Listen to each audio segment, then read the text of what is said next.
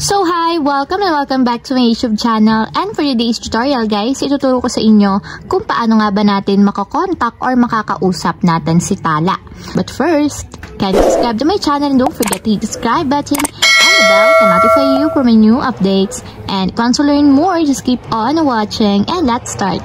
So ayan guys, for today's video, i-share ko sa inyo kung paano ko nga ba nakausap ng mabilis si Tala Support. So nagkaroon din kasi ako ng problema guys, and nagkaroon ako ng complaint sa kanila. So ganito yung ginawa ko, and nag-reply naman agad sila sa akin regarding sa aking concern. So ganito lang, pupunta lang tayo sa ating email. So ang ginawa ko guys is nag-email lang ako sa kanila kasi dun sila mas active and mabilis silang mag-reply through email. So ang gagawin nyo lang guys is kulitin nyo sila ng kulitin, and magre-reply naman sila sa tuwing mag-i-email kayo. So ang gagawin lang natin guys is magko-compose lang tayo ng email. So i-email natin si Tala Support.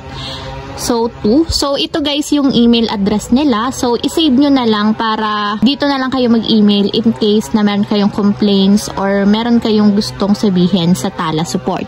So save nyo na lang guys yung email address nila. So susulat ko dito.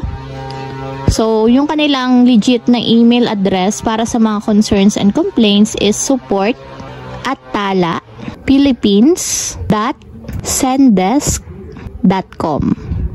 So, ayan guys, ito yung pinakang email address nila. So, support@talaphilippines.sendesk.com. So, dito kayo magsisend ng mga complaints and concern ninyo kay Tala regarding sa kanilang loans or sa kanilang account. So, after nyo mailagay guys yung email address, lagay nyo naman yung subject. So, for example, ang subject is about sa loan.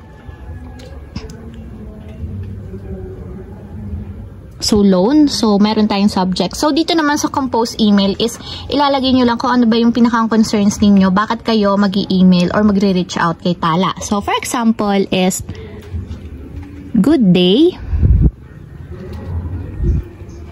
My account did not receive my loan. So, for example lang guys, ito yung concern natin. So, my account did not receive my loan. So, para mas malinaw guys, and hindi na kayo tanongin regarding sa concern ninyo, ilagay nyo na lang din yung inyong buong pangalan. So, dapat ito yung nakapangalan sa inyong Tala account. So, pangalan ninyo. Then, 11-digit mobile number. So, lagay nyo lang. So, for example, then, email address. Kung ano ba yung nakalagay ninyong email address sa inyong Tala account. Then, kapag okay na, maglagay kayo ng thank you sa dulo for respect na din sa kanila. So, ayan guys, ganyan lang kasimple yung pwede nyong i-email kay Tala. So, good day, my account did not receive my loan.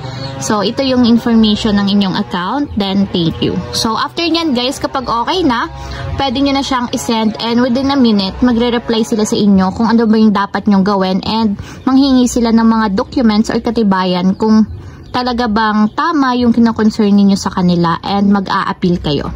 So, ayun lang guys, ganun lang kasimple. Sana nakatulong sa inyo. If you have a question, kindly comment down below, and don't forget to hit the subscribe button and the bell to notify you for my new updates. And thank you for watching! Living life, every day, late at night, not okay.